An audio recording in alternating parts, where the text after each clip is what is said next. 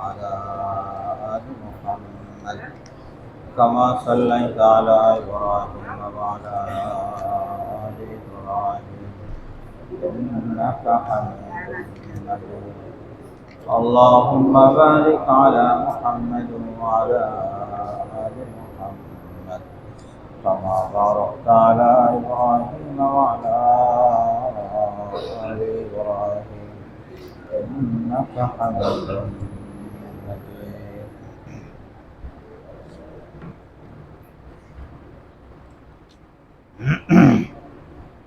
الحمد لله نحمده ونستعينه ونستغفره ونؤمن به ونتوكل عليه ونعوذ بالله من شرور أنفسنا ومن سيئات أعمالنا. من يهده الله فلا مضل له ومن يضلله فلا هادي له. وأشهد أن لا إله إلا الله وحده لا شريك له وأشهد أن محمدا عبده ورسوله أرسله إلى كافة الناس بشيرا ونذيرا وداعيا إلى الله بإذنه وسراجا منيرا. صلى الله عليه وعلى آله وصحبه وسلم تسليما. أما بعد فأعوذ بالله من الشيطان الرجيم. بسم الله الرحمن الرحيم. ألف لام ميم. غلبت الروم في أدنى الأرض وهم من بعد غلبهم سيغلبون في بضع سنين. لله الأمر من قبل ومن بعد ويومئذ يفرح المؤمنون. بنصر الله ينصر من يشاء وهو العزيز الرحيم. وعد الله لا يخلف الله وعده ولكن أكثر الناس لا يعلمون ظاهرا من الحياة الدنيا وهم عن الآخرة هم غافلون. أولم يتفكروا في أنفسهم ما خلق الله السماوات والأرض وما بينهما إلا بالحق وأجل مسمى وإن كثيرا من الناس بلقاء ربهم لكافرون. أولم يسيروا في الأرض فينظروا كيف كان عاقبة الذين من قبلهم كانوا أشد منهم قوة وأثاروا الأرض وعمروها أكثر مما عمروها وجاءتهم رسلهم بالبينات فما كان الله ليظلمهم ولكن كانوا أنفسهم يظلمون. ثم كان عاقبة الذين أساءوا السوء أن كذبوا بآيات الله وكانوا بها يستهزئون.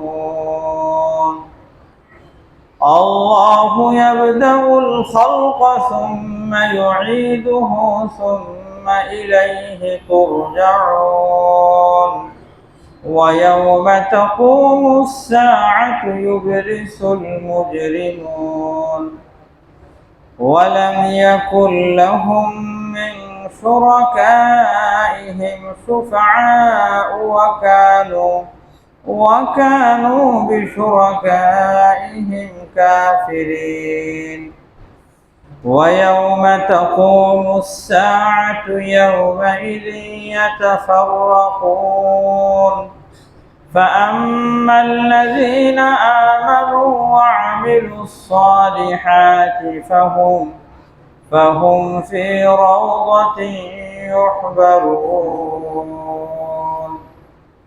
وأما الذين كفروا وكذبوا بآياتنا ولقاء الآخرة فأولئك في العذاب محضرون فسبحان الله حين تمسون وحين تصبحون وله الحمد في السماوات والأرض وعشيا وحين تظهرون يخرج الحي من الميت ويخرج الميت من الحي ويحيي الأرض بعد موتها وكذلك تخرجون صدق الله العظيم محترم হাজিরিন আমাদের ধারাবাহিক তাফসিরের এই পর্যায়ে আজকে আমরা সূরাতুর রুম শুরু করলাম। পবিত্র কোরআনুল কারীমের 30 নম্বর সূরা, ধারাবাহিক যে গণনা সে হিসাবে 30 নম্বর সূরাতুর রুম। এই সূরা মক্কা মুকাররমায় নাজিল হয়েছে, যার কারণে এই সূরা মাক্কি। এই সূরার আয়াত সংখ্যা হলো 60টি আয়াত। আমরা শুরুর কয়েকটি আয়াত তিলাওয়াত করলাম। আল্লাহ তাআলা আমাদের সকলকে আয়াতগুলো বোঝার তৌফিক দান করেন। আয়াতের দাবি আর চাহিদা অনুযায়ী আমাদের সকলকে জীবন গঠন করার তৌফিক দান করেন, আমিন। আসলে একজন মানুষের ফায়দা তখন হবে যখন কেউ কোরআনুল কারীম থেকে ফায়দা নেওয়ার ইচ্ছা পোষণ করবে। দ্বীনি কথা শুনলো, কোরআনের কথা শুনলো, হাদিসের কথা শুনলো, ফায়দা তো ওই ব্যক্তির হবে যে ব্যক্তি ফায়দা গ্রহণ করার ইচ্ছা পোষণ করবে। আর যদি ফায়দা গ্রহণ করার ইচ্ছাই পোষণ করলো না, তাহলে কথা হয়তো কানে আসবে, কিন্তু এর দ্বারা কি হওয়া যাবে না, উপকৃত হওয়া যাবে না। যার কারণে প্রথম বিষয় হলো কোরআনুল কারীম থেকে নেওয়ার, গ্রহণ করার নিয়তে বসা। পবিত্র কোরআনুল কারীম থেকে হেদায়েত নেওয়ার, শিক্ষা লাভ করার নিয়তে বসা। কোরআনুল কারীমের যখন তিলাওয়াত হয় তখন প্রথম কাজই তো হলো চুপ থাকা, খেয়াল করে শ্রবণ করা। আল্লাহ তাআলা কোরআনুল কারীমে ইরশাদ করেছেন, ওয়াইদা কুরিয়াল কুরআনু ফাসতামিউ লাহু ওয়া আনসিতু লাআল্লাকুম তুরহামুন। যখন কোরআন তেলাওয়াত করা হয় তখন তোমরা চুপ থাকো, কান লাগিয়ে শ্রবণ করো, তাহলে তোমরা আল্লাহ তাআলার রহমত প্রাপ্ত হবে, আল্লাহর দয়া পাবে, রহম পাবে। তো যখন তেলাওয়াত করতেছিলাম তখন কেউ যদি অন্যমনস্ক হয়ে বসে থাকে অথবা নিজের মতো করে যদি কথাবার্তা বলতে থাকে, তাহলে সে কি লাআল্লাকুম তুরহামুন, আল্লাহ তাআলা যে বলছেন যে তোমরা রহম করম পাবে, তাদের অন্তর্ভুক্ত কি হইতে পারবে? বলে রহম করম তো তখন পাবে যখন কোরআন যেভাবে শোনা দরকার, আল্লাহ তাআলা যেভাবে বলেছেন সেভাবে যখন কোনো ব্যক্তি শুনবে। কোরআনুল কারীমের কথা হাদিস শরীফে আসছে, নবীজি সাল্লাল্লাহু আলাইহি ওয়াসাল্লাম বলেন যে আল্লাহ তাআলা আমাকে যা কিছু দিয়েছেন, হেদায়েতের বাণী, হেদায়েতের কথা, রাহনুমায়ের কথা, এটা কামাসালিল গাইসিল কাসীর, মাসালু মা বা'সানি আল্লাহু মিনাল হুদা ওয়াল ইলম কামাসালিল গাইসিল কাসীর। এটা হলো বৃষ্টির মতো। এটা কিসের মতো? বৃষ্টির মতো। বৃষ্টি যখন বর্ষিত হয় তখন সব জমিন কিন্তু এই বৃষ্টির পানি দ্বারা সমান উপকৃত হইতে পারে না। যদি কিনা ছাদ হয়, তো ছাদের মধ্যে পানি পড়লো, কি বলেন, ফায়দা হবে ছাদের? হ্যাঁ, জমিনের মধ্যে পড়লো, মাটির মধ্যে পড়লো, মাটি তরুতাজা হবে। এখানে আপনি ফসল লাগান, গাছ লাগান, ফায়দা হবে। কিন্তু একই পানি তো ছাদেও পড়লো, সেখানে তো আর গাছ লাগানো যাচ্ছে না। পানি দ্বারা কি হয় না? ছাদের কোনো ফায়দা হয় না, বরং খুব বেশি পানি যদি জমে থাকে তাহলে উল্টা ছাদের কি হবে? ক্ষতি হবে। তো একই পানি জমিনে পড়ছে, ফায়দা হচ্ছে, কিন্তু ছাদে পড়ছে, ফায়দা হচ্ছে না। নবীজি সাল্লাল্লাহু আলাইহি সাল্লাম বলেন তিন ধরনের জমিন হয়। একটা হলো শক্ত, পানি পড়লে কোনো ফায়দা নাই। আবার আরেক প্রকারের জমিন এমন গর্ত, তো গর্ত হওয়ার কারণে সেখানে পানি জমে। গর্ত যেহেতু, নিচের থেকে আপনি কোনো গাছ লাগাবেন সেটার তো কি নেই, সুযোগ নেই। কিন্তু পানি জমে থাকার কারণে এই পানি থেকে মানুষ নিতে পারবে, পশু পাখিরা খেতে পারবে, অর্থাৎ মাখলুকের ফায়দা হবে, মাখলুকের ফায়দা হবে। আর তৃতীয় প্রকার হলো যে জমিন উর্বর হচ্ছে, এর দ্বারা সকলে কি হবে? উপকৃত হবে। নবীজি বলতে চান তিন প্রকারের হয়ে গেল। একটা হলো বৃষ্টির পানি আটকাতেও পারে না, নিজেরও কোনো ফায়দা হয়। দ্বিতীয় হলো নিজের ফায়দা তো হয় না, কিন্তু পানিটাকে জমা করে রাখার কারণে অন্যদের ফায়দা হয়েছে। আর তৃতীয় হলো নিজেই কি হয়েছে? উপকৃত হয়েছে। আল্লাহর হাবিব সাল্লাল্লাহু আলাইহি সাল্লাম বলতে চান যাদের সামনে কোরআনের কথা আসবে, হেদায়েতের কথা আসবে, এরাও তিন প্রকার হবে, এরাও তিন প্রকার হবে। এক প্রকার এমন হবে যে হেদায়েতের কথা আসছে বটে, কিন্তু কোনো কি হয় নাই? ফায়দা হয়। শক্ত দিল, শক্ত হয়ে গেছে, তো শক্ত দিলের মধ্যে কথা ঢুকে নাই, নিজে সংরক্ষণও করে নাই যে আরেকজনের কাছে গিয়ে বলছে তার ফায়দা হয়েছে, তাও হয়নি। যাদের দিল শক্ত হয়ে গেছে এবং কথা খেয়াল করে শ্রবণও করে নেয়, তাদের ফায়দা হয় না। আর যদি এমন হয় যে দিল তো শক্ত কিন্তু কথাগুলো খেয়াল করে শুনছে, তখন সেক্ষেত্রে নিজে উপকৃত না হলেও ক্ষেত্র বিশেষ দেখা যাবে যে কোরআনের কথাটা অন্য জায়গায় সে বলবে, যে বলার কারণে অন্যের হয়তো ফায়দা হয়ে যাবে, অন্যের ফায়দা হয়ে যাবে। অনেক সময় কিন্তু এমন হয়, আমরা জুমাতে বিভিন্ন দিনী মজলিসে দিনী কথা শুনি, শোনার পরে বাসায় গিয়ে সেটার মুযাকারা করি। তো বাসায় গিয়ে মুযাকারা করার কারণে দেখা গেল যে বাসার মা বোনরা ঠিকই আমল করা শুরু করে দিয়েছে, কিন্তু যিনি শুনলেন আর গিয়ে বললেন, ওনার কি হয়নি? আমল হয়নি, হয়ে ওঠেনি। উদাহরণস্বরূপ, শোয়ার আগে তাসবিহে ফাতিমির আমল করা,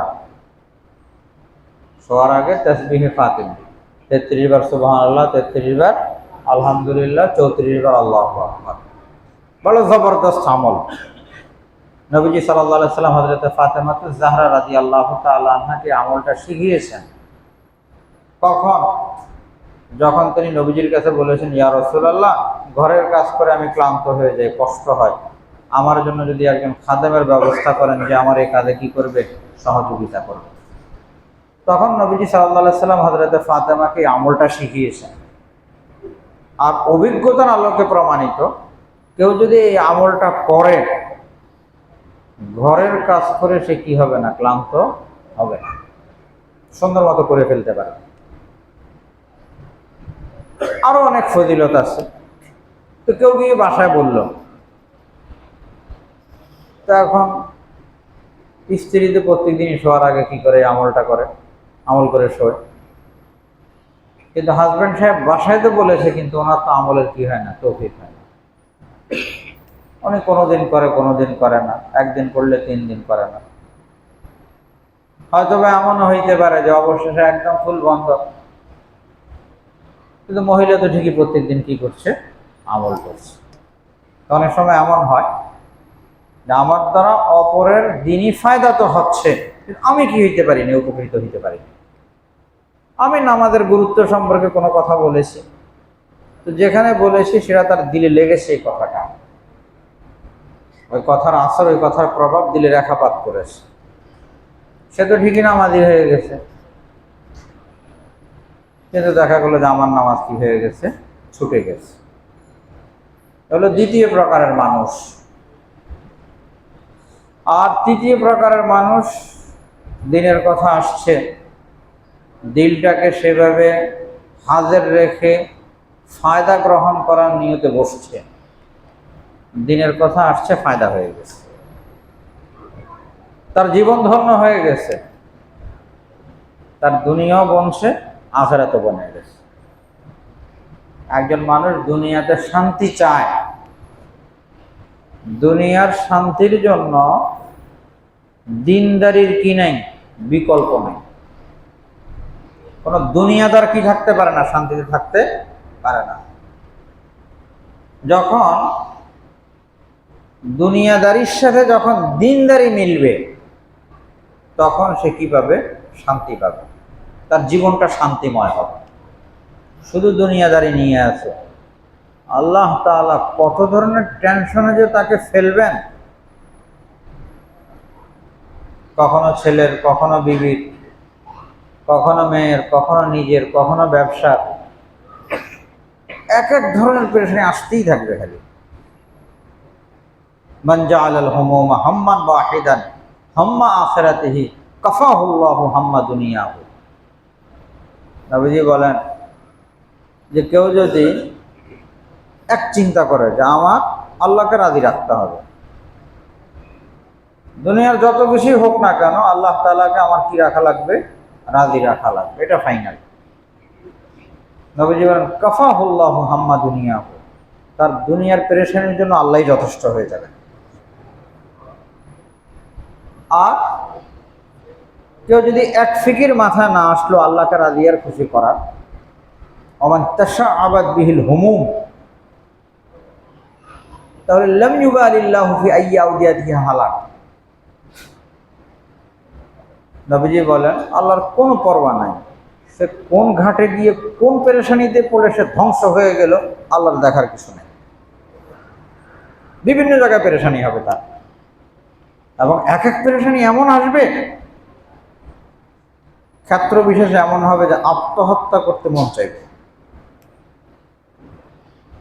এ পর্যন্ত কেউ কি দেখেছে যে কোনো দিনদার মানুষ ফুল দিনদারির সাথে আছে, সে আত্মহত্যা করে? কারা করে? টাকা পয়সার উপরে গড়াগড়ি খায় এমন মানুষ আত্মহত্যা করে, পাওয়া যায় না? কেন করে?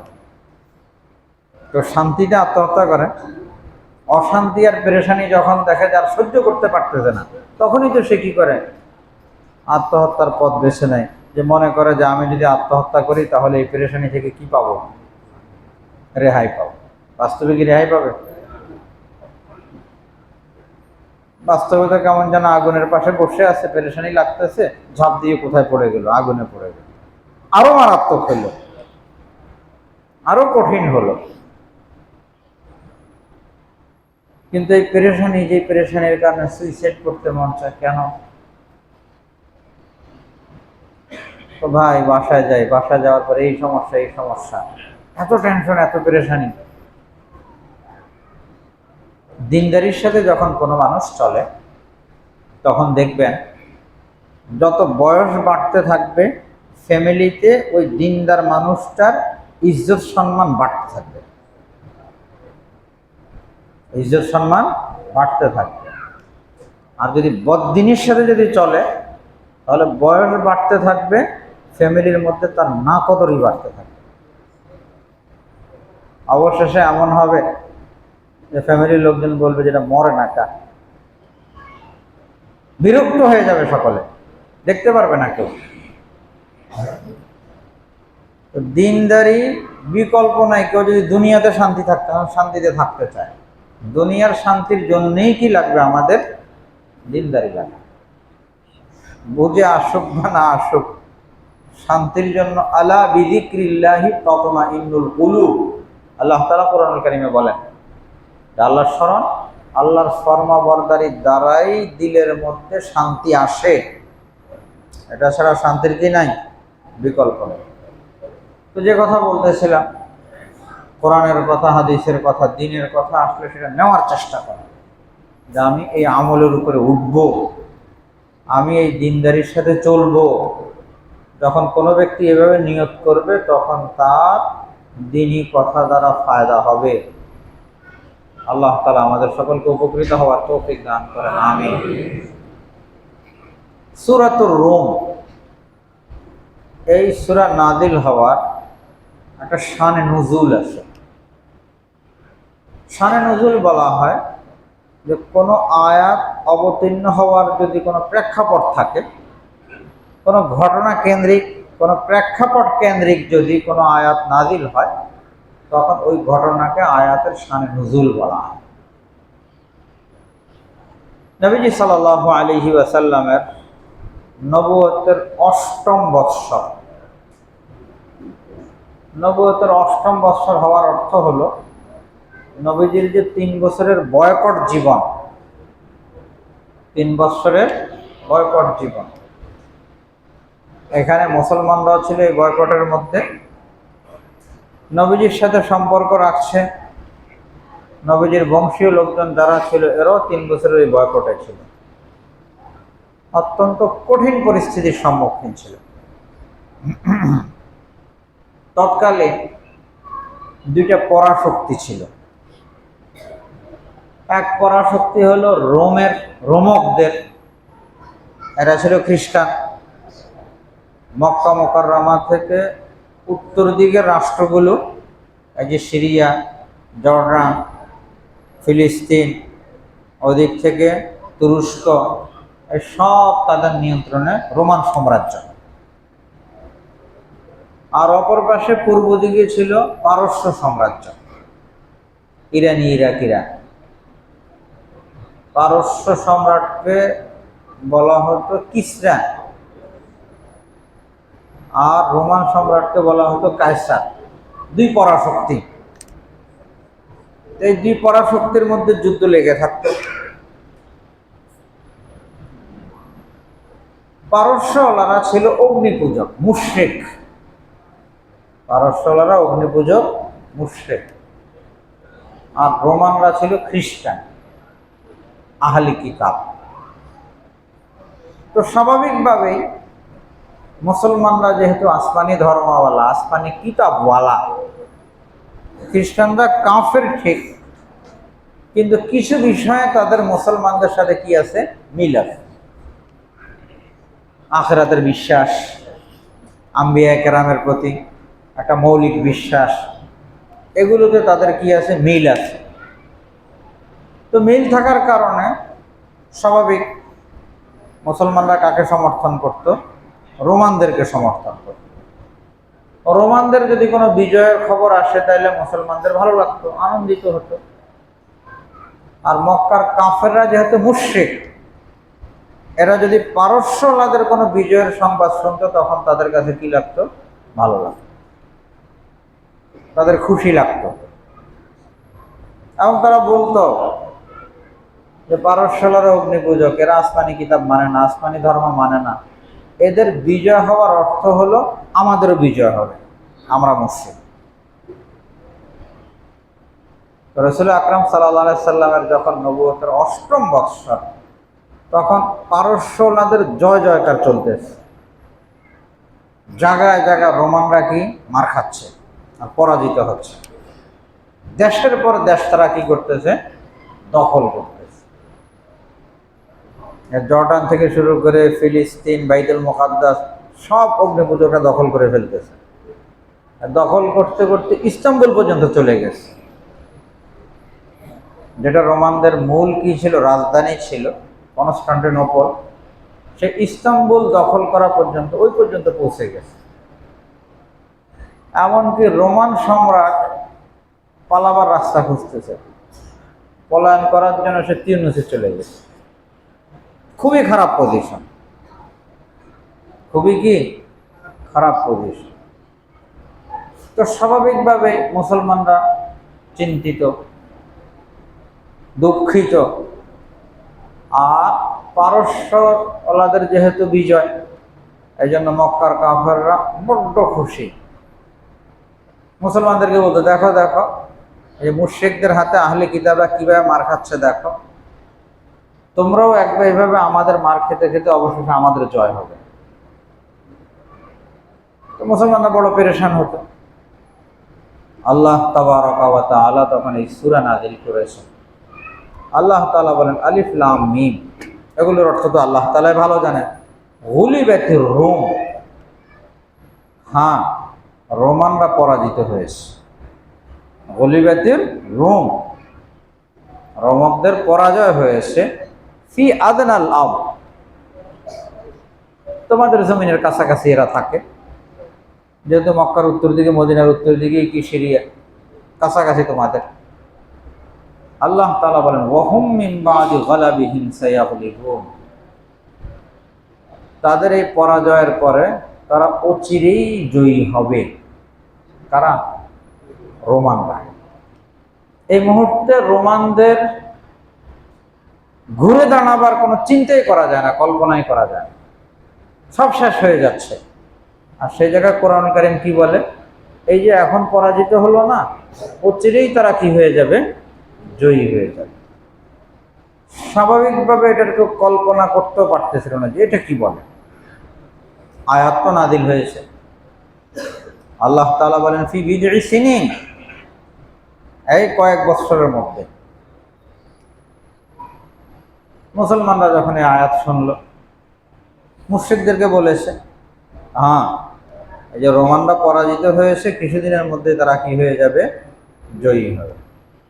এরা তো হাসি তামাশা শুরু করে, বলে কি এগুলো, এর কথাকে কোনো পাত্তাই দিচ্ছিল না। হযরত আবু বকর সিদ্দিক রাদিয়াল্লাহু তাআলা আনহু, ওনার সাথে কথা হচ্ছিল উবাই ইবনে খালফ, এক কাফেরের সাথে, কাফেরদের নেতা। তো উনি বলছেন হ্যাঁ ইনশাআল্লাহ কয়েক বছরের মধ্যেই কি হবে? পারস্যলাদের পরাজয় হবে। অসম্ভব, তো বাজি তোমার সাথে, বাজি ধরলাম। হ্যাঁ ঠিক আছে, যদি কিনা রোমানদের জয় হয় কিছুদিনের মধ্যে।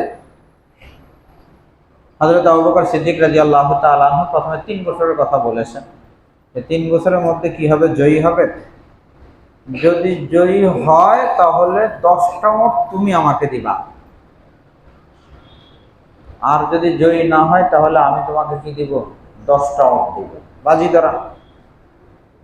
তখন পর্যন্ত ইসলামে বাজি ধরার অবৈধতার কি আসে নাই? নির্দেশনা আসে না। এভাবে বাজি ধরা এখন বর্তমানে তো ধরে, অমুক দল যদি কি হয় জয়ী হয় তাহলে আমি এই দিব, পরাজিত হলে এই দিব। এখন নাকি বর্তমানে বলে বলে ধরে, ক্রিকেট খেলা যদি হয় বলে বলে কি করে? এই যে বাজি ধরে, জুয়া খেলে। হারাম। তো ওই সময় পর্যন্ত এই বিষয়ের এই বাজি ধরার কি আসে নাই, হুরমতের ঘোষণা আসে নাই। আবু বকর সিদ্দিক রাদিয়াল্লাহু তাআলা আনহু বলেছেন, নবীজি সাল্লাল্লাহু আলাইহি সাল্লামের কাছে এসে যখন আবু বকর সিদ্দিক রাদিয়াল্লাহু তাআলা আনহু এই কথা বললেন যে আমি তো এইভাবে বলেছি উবাই ইবনে খালফকে, নবীজি বললেন যে না, 3 বৎসর না, 9 বৎসরের কথা বলো, আর 10 ওটের জায়গায় 100 ওটের কথা বলো। কারণ এখানে আল্লাহ তাআলা বলেছেন ফি বিদঈ সিনিন, বিজনের অর্থ হলো 3 থেকে 9, 3 থেকে 9। আবু বকর সিদ্দিক রাদিয়াল্লাহু তাআলা আনহু কম সংখ্যক যে 3, এই 3-এর কথা বলছেন, কিন্তু যেহেতু বিজনের মধ্যে 9 পর্যন্তের কি আছে, সম্ভাবনা আছে, এই জন্য নবী বলেন যে এটাকে 9 বৎসরে নিয়ে যাও, আর 10 ওটের জায়গায় কত, 100। উবাই ইবনে খালফকে যখন বলা হলো তখন সে দেখলো আরো ভালো, 9 বছর কি 90 বছরে পারবে কিনা সেটাও তো কি সন্দেহ। হয়ে গেল 100 ওটের বিষয়। নবীজি সাল্লাল্লাহু আলাইহি ওয়াসাল্লামের অষ্টম নবুয়তের অষ্টম বৎসরের এই ঘটনা, 10ম বৎসর, এরপরে তো 13তম বৎসরে নবীজি সাল্লাল্লাহু আলাইহি সাল্লাম কি করলেন, হিজরত করলেন। হিজরত করে মদিনা মুনাওয়ারায় চলে গেলেন। মদিনা মুনাওয়ারায় যাওয়ার পরে দ্বিতীয় বৎসরে বদরের যুদ্ধ, দ্বিতীয় হিজরিতে বদরের যুদ্ধ। বদরের যুদ্ধ যখন শেষ হইল, বদরের যুদ্ধে মুসলমানদের জয় হইল, মুসলমানরা খুশির অবস্থায় আছে, জয়ী হওয়ার আনন্দে আছে। এই সময় খবর আসলো যে পারস্যওয়ালাদের কি অবস্থা খারাপ। যখন সর্বশেষ তাদের রাজধানী দখল করতে গেছে, আর এরা তো দেয়ালে পিঠ থেকে গেছে, হঠাৎ করে তারা ব্যাক করেছে। এই ব্যাক করার পরে পারস্যওয়ালারা যে দৌড় মারা শুরু করলো, এই পিছনে সরতেই লাগলো। এক দেশের পরে এক দেশ, শহরের পরে শহর, একদম পুরো পারস্যের কাছাকাছি পর্যন্ত কারা দখল করে ফেলছে, রোমান। কত বৎসর হইল, 7ম বৎসর হইল। এদিক থেকে বদর হয়ে গেল। তো মুসলমানদের এক তো বদরের যুদ্ধের জয়, আবার ওদিক থেকে খবর আসলো রোমানদেরও কি হয়ে গেছে, জয় হয়ে গেছে। এখন মুসলমানদের এই জয়ের খবরে ওদিক থেকে আবার হযরত আবু বকর সিদ্দিক রাদিয়াল্লাহু তাআলা আনহু, যার সাথে বাজি ধরেছিলেন উবাই ইবনে খালফ, সে মারা গেছে। এর মধ্যে সে দুনিয়া থেকে চলে গেছে। কিন্তু তার ছেলে কথা রেখেছে। তার ছেলে হযরত আবু বকর সিদ্দিক রাদিয়াল্লাহু তাআলা আনহুর জন্য 100 ওট মদিনায় পাঠিয়েছে। আমার বাবা বাজি ধরেছে, হেরে গেছে, অতএব আমি সন্তান হিসেবে কি করা লাগবে, আমার এই ওয়াদা পুরা করা লাগবে। 100 ওট পাঠিয়েছে। নবীজি সাল্লাল্লাহু আলাইহি সাল্লাম 100 ওটের খবর পেয়ে আবু বকর সিদ্দিক রাদিয়াল্লাহু তাআলা আনহুকে বললেন, তুমি এগুলো সদকা করে দাও,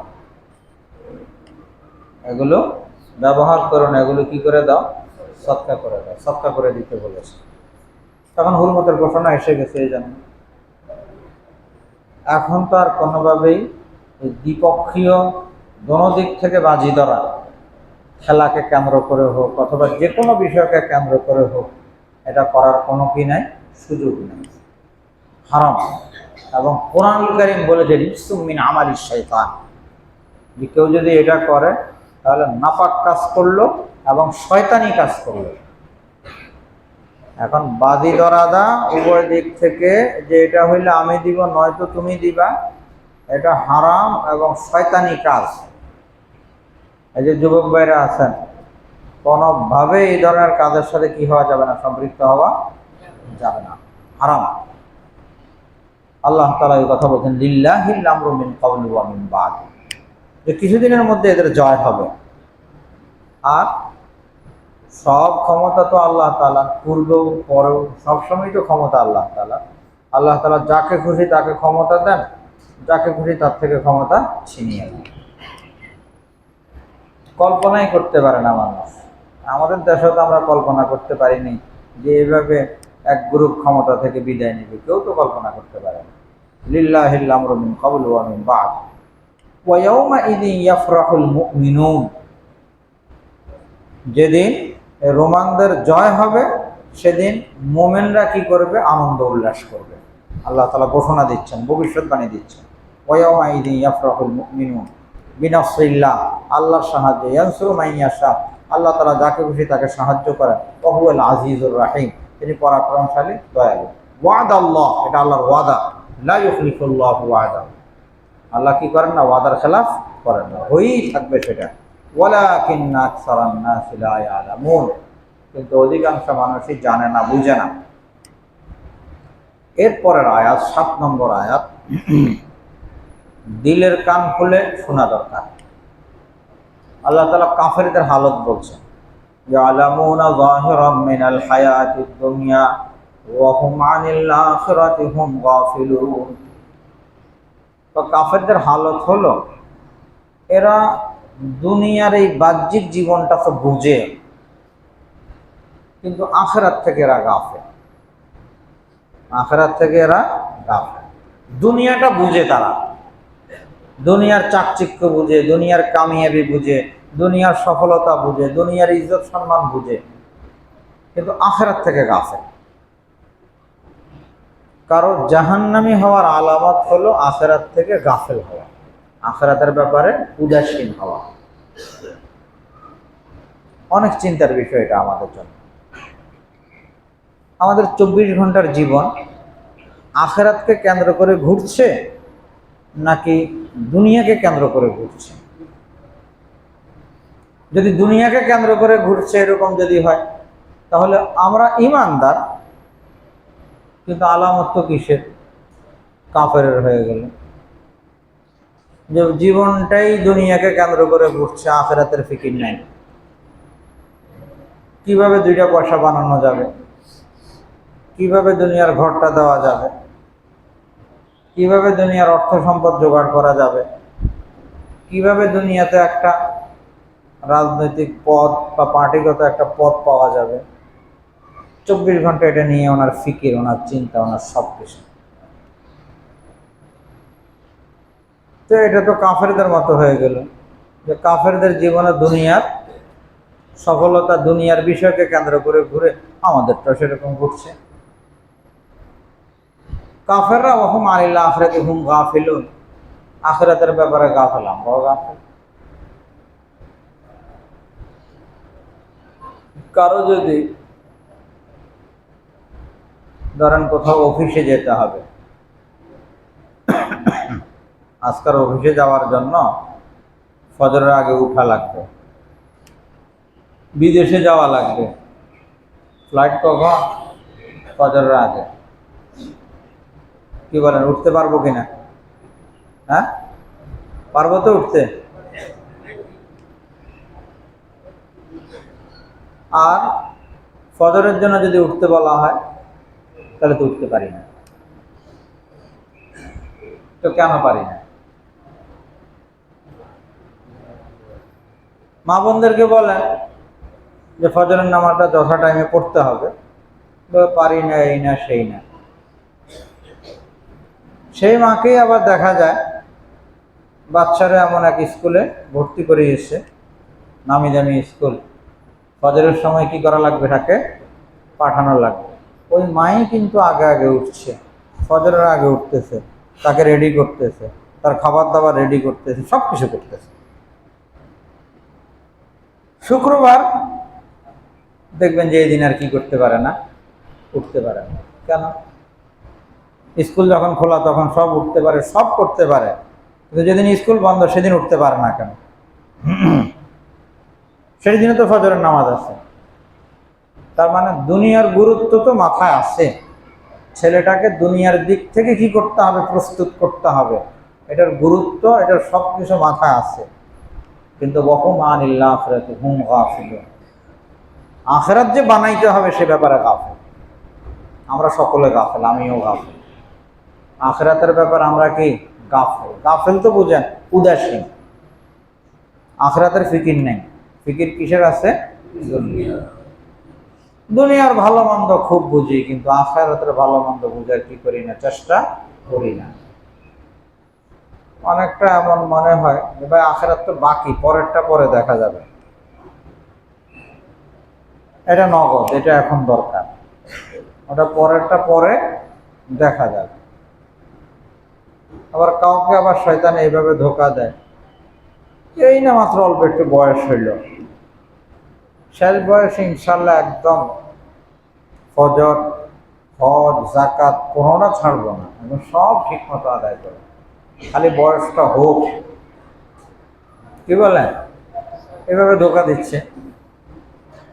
এখন বয়সটা হওয়া পর্যন্ত যে এভাবে জীবিত থাকতে পারবে, ইবাদত বন্দেগী করতে পারবে, তার কি কোনো নিশ্চয়তা আছে বলেন? তো আল্লাহ তাআলা তো বলছেন ইয়ালামুনা যাহিরাম মিনাল হায়াতিদ দুনিয়া, দুনিয়ার জীবনটা বুঝে কিন্তু আখিরাত থেকে গাফিল। আমরা তো আখিরাত থেকে গাফিল, আমরা তো আখিরাত থেকে কি গাফিল। সন্তানের দুনিয়ার ব্যাপারে তো আমি সচেতন, কিন্তু সন্তানের আখিরাতের ব্যাপারে আমি কি গাফিল। অতএব এই আয়াত সামনে আসার পরে আমাদের কি হওয়া দরকার? আখিরাতের ব্যাপারে সচেতন হওয়া দরকার। কি বলেন? এই আয়াতের দাবি, এই আয়াতের চাহিদা আমাদের সকলের কাছে, যে আমরা যেন আখিরাতের ব্যাপারে কি হই? সচেতন হই।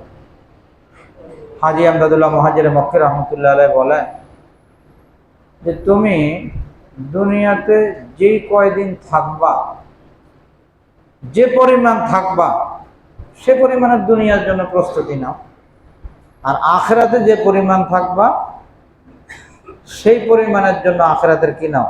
প্রস্তুতি নাও। কি বলেন? আখিরাতের জন্য আখিরাতে যে পরিমাণ থাকবো সে পরিমাণ প্রস্তুতি। দুনিয়াতে কয়দিন থাকবো? হ্যাঁ, 60 বছর, 70 বছর? কার আশা আছে 200 বছর বাঁচবেন? বলেন, 200 বছরের কেউ আশা করেন? হ্যাঁ, না, 200 বছর আমরা কেউ আশা করি না। কারণ 200 বছর যদি কারো বয়স হয়, তাহলে ওই জিন্দিগি থাকবো না, এটা মানুষের কি হবে? বোঝা। 100 বছর হওয়ার আগেই তো সাইজ। কিন্তু আমরা যখন বিল্ডিং যখন করি, তখন চেষ্টা তো থাকে যে আমার প্রজন্ম, আমি, আমার পরের প্রজন্ম, এরপরে সবাই যেন, সব থাকে, থাকুক। কিন্তু আখিরাতে তো আমার কত বছর? 100 বছর, 200 বছর স্থায়ী জীবন। তা আমার 24 ঘন্টার কি পরিমাণ সময় দুনিয়ার জন্য ব্যয় হয়, দুনিয়ার কামাই রোজগার, দুনিয়া বানানোর জন্য ব্যয় হয়, আর 24 ঘন্টার কি পরিমাণ সময় আমার আখিরাতের জন্য ব্যয় হয়, এর পার্সেন্টেজ লাগাইলে বুঝে আসবে কে আখিরাতের ব্যাপারে সচেতন আর কে আখিরাতের ব্যাপারে গাফিল। সময় 24 ঘন্টা, এই 24 ঘন্টার মধ্যে কত ঘন্টা, কত মিনিট আমি আখিরাত বানাবার জন্য কাজে লাগাই। ধরেন কেউ যদি কি করে, 1 ওয়াক্ত নামাজ পড়ে, 1 ওয়াক্ত নামাজ পড়লে কয় মিনিট লাগে? 10 মিনিট, 20 মিনিট? যদি 20 মিনিট লাগে, তাহলে 23 ঘন্টা 40 মিনিট কিসের জন্য হইল? দুনিয়ার জন্য হইল। আর 20 মিনিট কিসের জন্য হইল? আখিরাতের জন্য হইল। আর কেউ যদি সাপ্তাহিক শুধুমাত্র জুমা পড়ে, তাইলে কত সময় আখিরাতের জন্য আর কত সময় দুনিয়ার জন্য? আর যদি কি হয়, 5 ওয়াক্ত নামাজ পড়ে, তো 5 ওয়াক্ত নামাজ পড়লেও তো কত লাগবে? 5 ওয়াক্ত নামাজে 1 ঘন্টা, 1.5 ঘন্টা, হ্যাঁ, এর বেশি কি লাগে? আর বাকিটা কিন্তু কিসের জন্যই? একজন মানুষ চাকরি করে কয় ঘন্টা বলে? 8 ঘন্টার কম তো মনে হয় ডিউটি নাই, আছে? 8 ঘন্টার কম নেই, 12 ঘন্টা, 13 ঘন্টা, 14 ঘন্টা, 24 ঘন্টায় দারোয়ান সাহেব বসে আছেন, এগুলি তো আছে। 8 ঘন্টার কম তো নাই। যদি কেউ মালিক হয়, তখন তার ডিউটি কয় ঘন্টা বলে? দোকানের মালিকের কয় ঘন্টা? কর্মচারীর হয়তো 8 ঘন্টা বা 12 ঘন্টা, যা বলে। মালিকের কয় ঘন্টা? কম না বেশি? বেশি। মালিকের ডিউটি বেশি।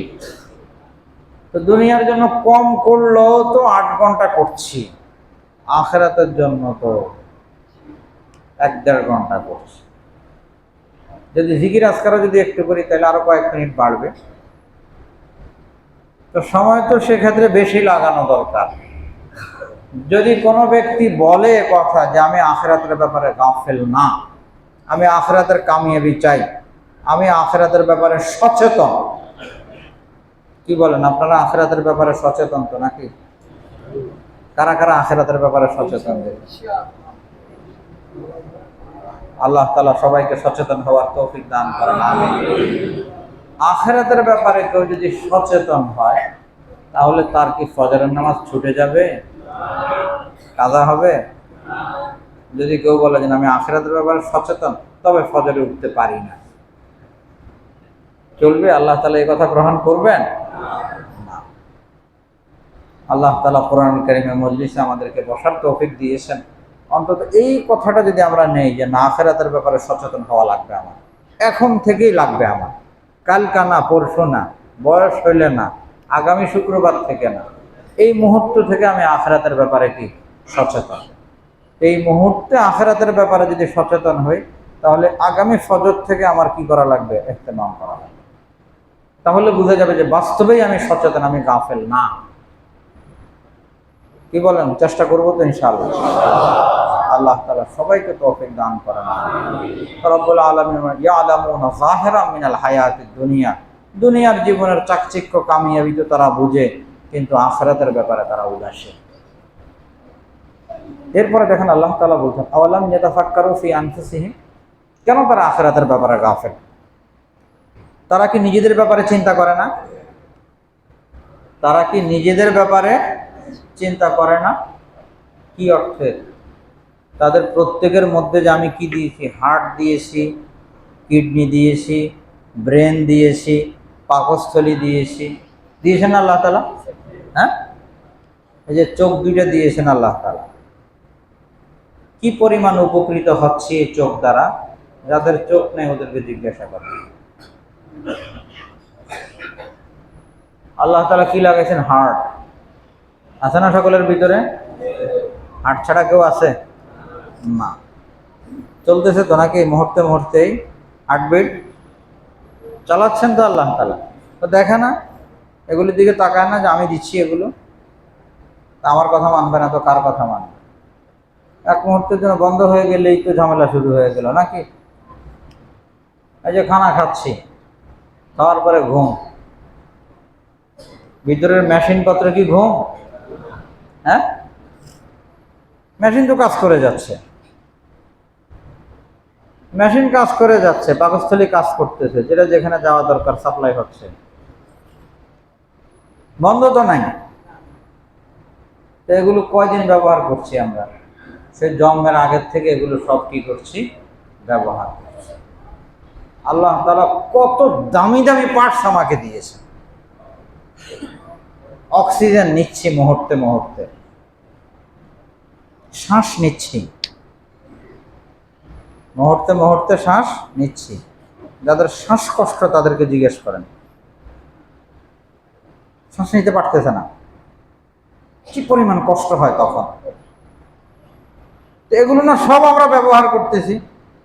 আল্লাহ তাআলা কেন তারা আখিরাত থেকে গাফেল হবে? আওয়ালাম ইয়াতাফাক্কারু ফি আনফুসিহিম, তারা নিজেদের ব্যাপারে ফিকির করে না? মা খালাকাল্লাহুস সামাওয়াতি ওয়াল আরদ ওয়া মা বাইনাহুমা ইল্লা বিল হাক্কি ওয়া আজালিন মুসাম্মা। আল্লাহ তাআলা আসমান জমিনে যাকে সৃষ্টি করেছেন সব যেখানে যেটা যেভাবে দেওয়া দরকার আল্লাহ তাআলা সেভাবেই সৃষ্টি করেছেন। সত্য সঠিকভাবে আল্লাহ তাআলা কি করেছেন? পয়দা করেছেন।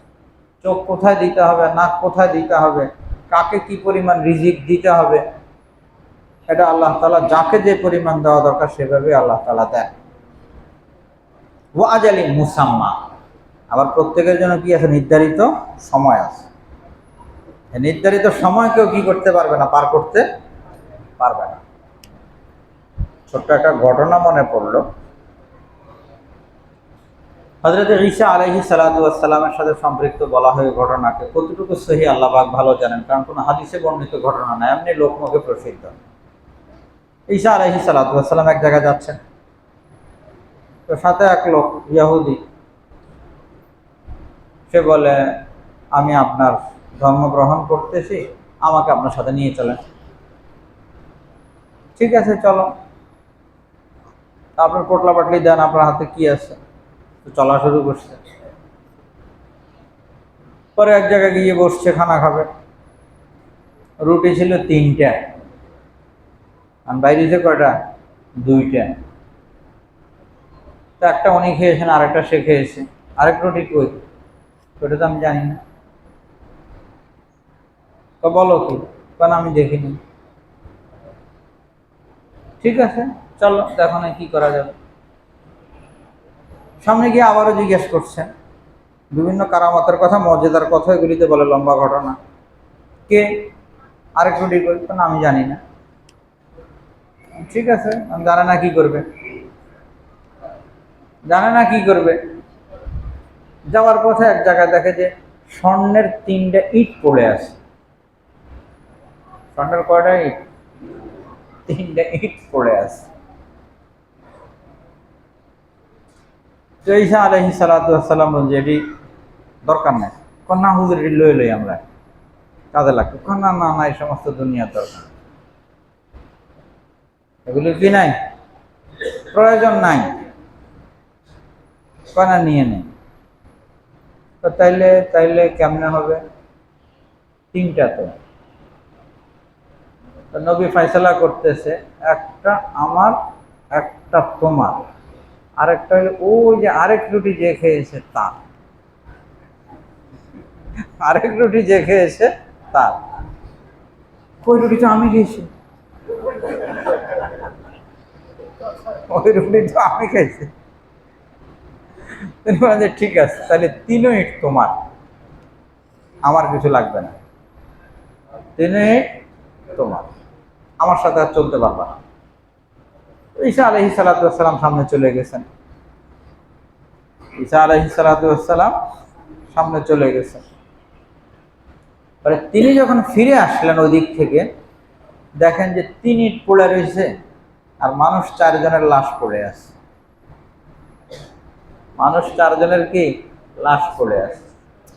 কি হইল, এটা কি, ইটের জায়গায় ইট পড়ে আছে, আবার মানুষের লাশও কয়টা, একটা জায়গায় 4টা। ঘটনা কি? আর ঘটনা তো কতটুকু সহি আল্লাহ পাক ভালো জানেন, বাকি এখানে একটা শিক্ষার উপাদান আছে, সেই জন্য বলছি। আসলে ঘটনা হইল, সে না 3টা লয়া রওনা হয়েছে, এর মধ্যে 3 জন লোক আসছে। আচ্ছা দেখে কি কি আছে এখানে, স্বর্ণের ring। ওদের না লোক, তো ভাই এক কাজ কর, কি, আমরা ভাগ করে নেই। আমরা কি করি, ভাগ করে নেই। এই চিন্তা করলো, আমি একা যদি বলে যে দিমু না, ওদের 3 জনের সাথে আমি কি করব না, পারবো না। অতএব মেনে নেওয়ার মধ্যেই খায়। ঠিক আছে, কি করি, ভাগ করেই নেই।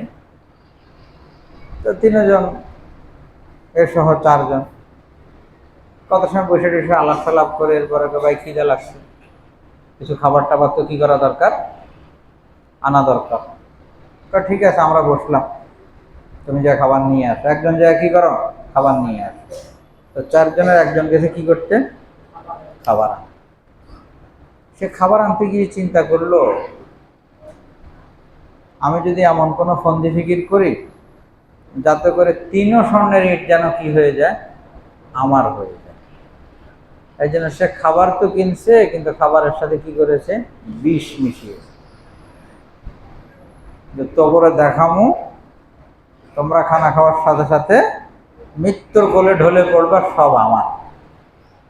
আর এরা বসে বসে চিন্তা করতেছে যে ইট তো 3টা, মানুষ তো আমরা 4 জন, ভাঙাভাঙির দরকার কি। ওটা যেহেতু বাজারে গেছে, আসুক, আসার সাথে সাথে আমরা কি করবো, 3 জনে মিলে ওরে মেরে ফেলবো। আসার সাথে সাথে 3 জনে মিলে ওরে মেরে ফেলছে। আর এরপরে খুশি, খানা দানা খায়। এখন কি, খানা দানা খায় সব শেষ। এখানে 4 জন শেষ, ইট জায়গা মতো পড়ে আছে। তো দুনিয়া তো ক্ষণস্থায়ী, লোভের কারণে মানুষ কি করে, অন্যায় অপরাধ যা যা খুশি সব করতে থাকে।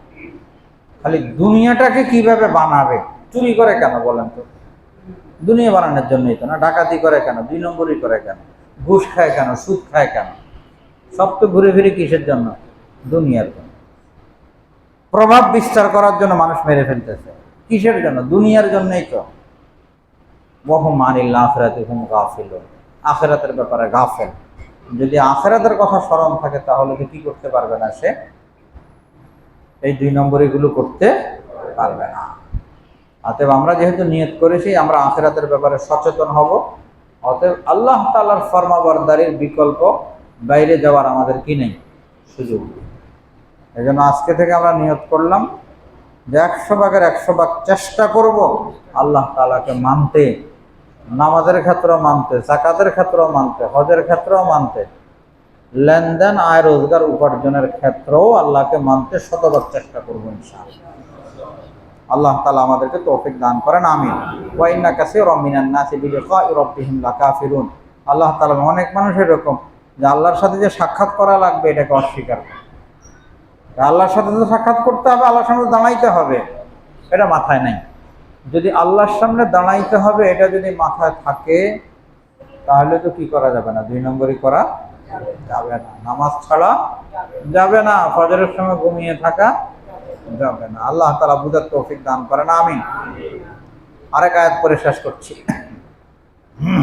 আওয়ালাম ইয়াসিরু ফিল আরদ। আল্লাহ তাআলা বলেন এই যে মক্কার লোকজন এরা কি সফর টফর করে না? মক্কাওয়ালারা কিন্তু ব্যবসা করে চলতো, কারণ মক্কাতে কি হয় না? কোনো উৎপাদন হয় না। যার কারণে এরা এক সফর করে কোথায়? সিরিয়ায়, আরেক সফর করে ইয়ামানে। রিহলাতা শীতাই ওয়াসসাই, একটা গরমকালের সফর আর একটা কি শীতকালের সফর।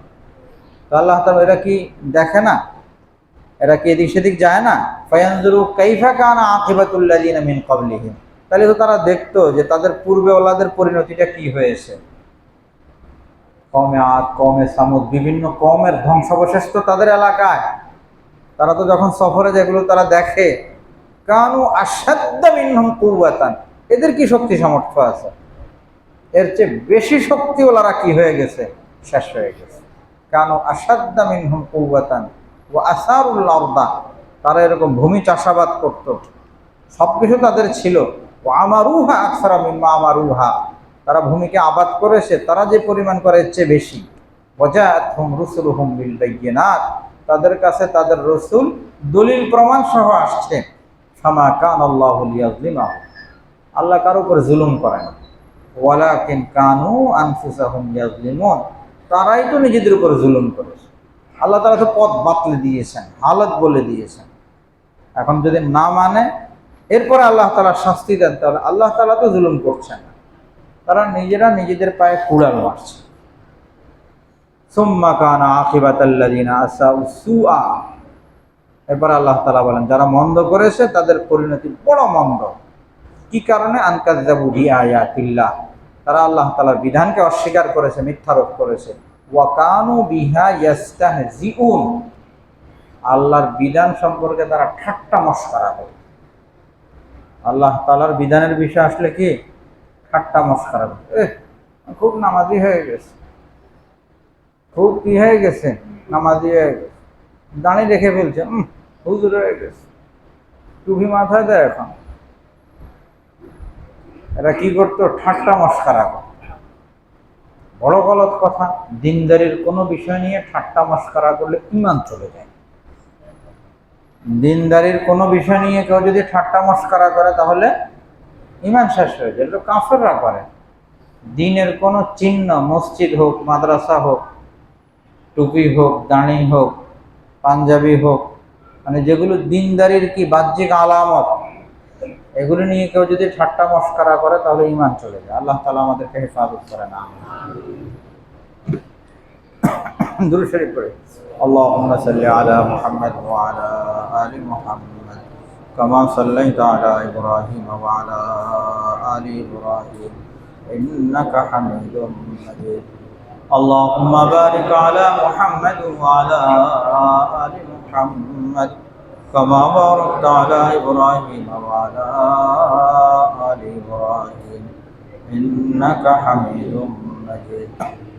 কয়েকবার ইস্তিগফার করে আস্তাগফিরুল্লাহ রাব্বি মিন কুল্লি যামবিন ওয়া আতুবু ইলাইহি লা হাওলা ওয়া লা কুওয়াতা ইল্লা বিল্লাহিল আলিয়্যিল আযীম আস্তাগফিরুল্লাহ আস্তাগফিরুল্লাহ আস্তাগফিরুল্লাহ আস্তাগফিরুল্লাহ আস্তাগফিরুল্লাহ আস্তাগফিরুল্লাহ আস্তাগফিরুল্লাহ আস্তাগফিরুল্লাহ আস্তাগফিরুল্লাহ আস্তাগফিরুল্লাহ আস্তাগফিরুল্লাহ আস্তাগফিরুল্লাহ আস্তাগফিরুল্লাহ আস্তাগফিরুল্লাহ আস্তাগফিরুল্লাহ আস্তাগফিরুল্লাহ আস্তাগফিরুল্লাহ আস্তাগফিরুল্লাহ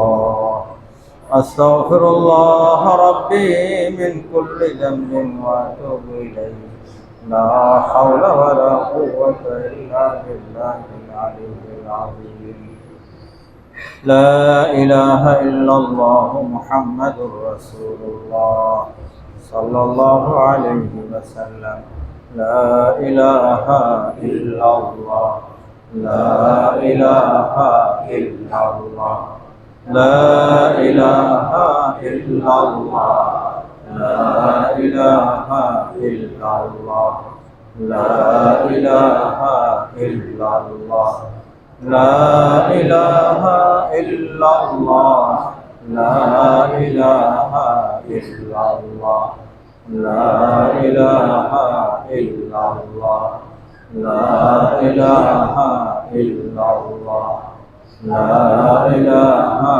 ইল্লাল্লাহ লা ইলাহা ইল্লাল্লাহ লা ইলাহা ইল্লাল্লাহ মুহাম্মাদুর রাসূলুল্লাহ সাল্লাল্লাহু আলাইহি ওয়াসাল্লাম আল্লাহ জাল্লা জালালুহু ওয়া তাআলা শানুহু আল্লাহ আল্লাহ আল্লাহ আল্লাহ আল্লাহ আল্লাহ আল্লাহ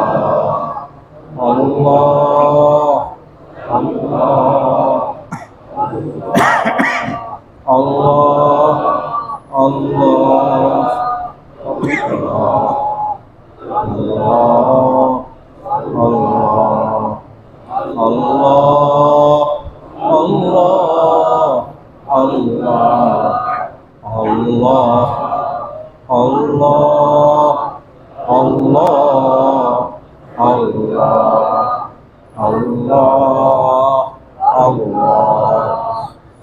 الله جل جلاله وتعالى شانه الحمد لله رب العالمين والصلاة والسلام على سيد الأنبياء وأشرف المرسلين وعلى آله وصحبه أجمعين اللهم صل على محمد كلما ذكره الذاكرون كلما غفل عن ذكره الغافلون اللهم لك الحمد كالذي تقول وخير مما نقول اللهم طهر قلوبنا من النفاق اللهم طهر قلوبنا من النفاق وأعمالنا من الرياء وألسنتنا من الكذب وأعيننا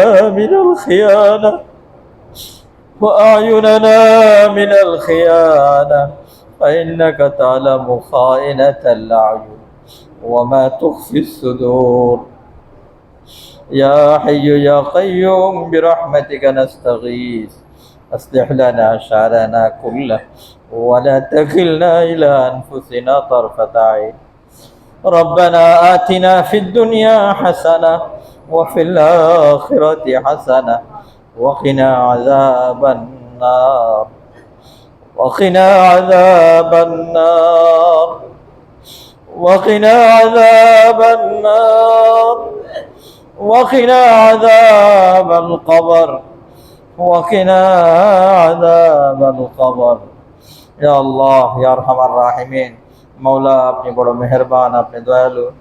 মাওলা, জন্ম থেকে আপনি কত নিয়ামত দান করেছেন আমাদেরকে মাওলা। আমাদের হার্ট ভালো রেখেছেন, ব্রেন ভালো রেখেছেন মাওলা, চোখ ভালো রেখেছেন মাওলা, শরীরের অঙ্গ প্রত্যঙ্গ ভালো রেখেছেন মাওলা। এ আল্লাহ, আপনার শুকর আদায় করে শেষ করতে পারবো না মাওলা।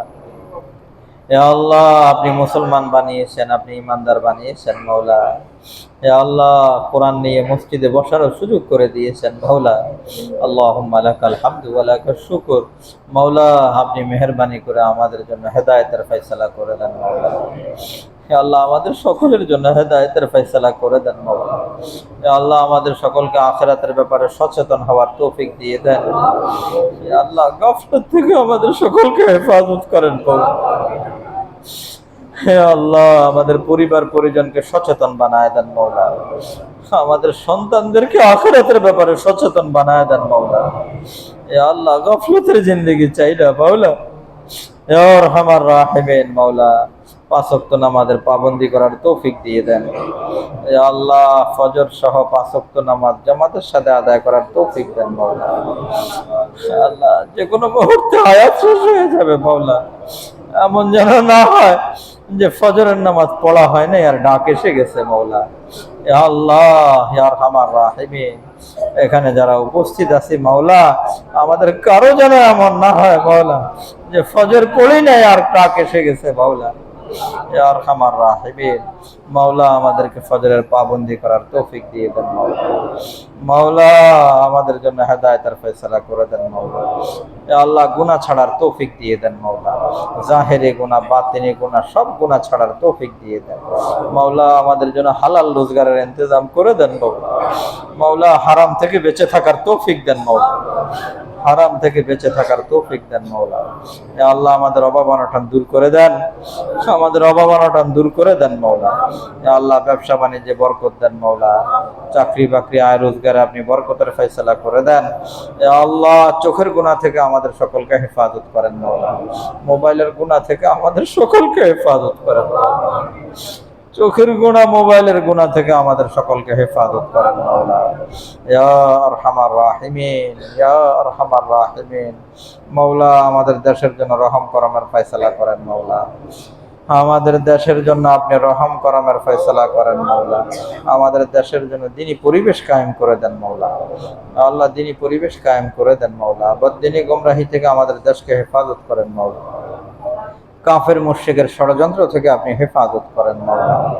ইয়া আল্লাহ, মুসলমানদের ভূমি ইসলামের ভূমি বানায় দেন মাওলা। ইয়া আল্লাহ, দ্বীন ঈমান কায়েম করার তৌফিক দিয়ে দেন মাওলা। ইয়া আরহামার রাহিমিন মাওলায়ে কারীম, যারা অসুস্থ আছে তাদের সকলকে সুস্থতা নসিব করে দেন। ইয়া আল্লাহ, বিশেষ করে অনেকে দোয়া চেয়েছেন মাওলা, আপনি সকলকে সুস্থ জিন্দেগি নসিব করে দেন। ইয়া আল্লাহ, সব ধরনের জটিল কঠিন রোগ ব্যাধি থেকে আমাদের সকলকে হেফাজত করেন মাওলা।